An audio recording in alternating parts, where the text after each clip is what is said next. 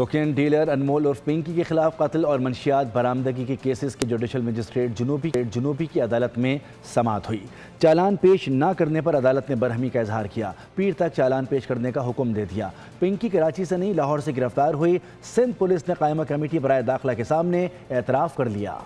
Police کی سستی اور نااہلی، بدنام زمانہ ڈرگ لارڈ انمول عرف پنکی کے خلاف تحقیقات اب تک مکمل نہ ہو سکیں۔ دوران سماعت چالان پیش نہ کرنے پر جوڈیشل مجسٹریٹ کا تفتیشی افسران پر اظہار برہمی۔ پولیس نے منشیات برآمدگی اور قتل سمیت 7 مقدمات میں چالان پیش کرنے کے لیے عدالت سے مہلت طلب کر لی۔ عدالت کا پیر تک مقدمات کا چالان پیش کرنے کا حکم جاری۔ منشیات فروشی کے مکروہ دھندے میں سہولت کاری کرنے والوں کی بھی شامت آ گئی۔ کوکین ڈیلر پنکی سے رابطوں پر 2 پولیس اہلکاروں کو برطرف کر دیا گیا۔ ملازمت سے برخاست کیے جانے والوں میں کانسٹیبل اور ASI شامل۔ رائڈر کی گرفتاری کے بعد دونوں اہلکاروں نے ملزمہ سے رابطے بڑھائے۔ اہلکار علی قریشی اور کفیل کو چند روز قبل حراست میں لیا گیا تھا۔ انکوائری رپورٹ مکمل ہونے پر دونوں کو ملازمت سے فارغ کر دیا گیا۔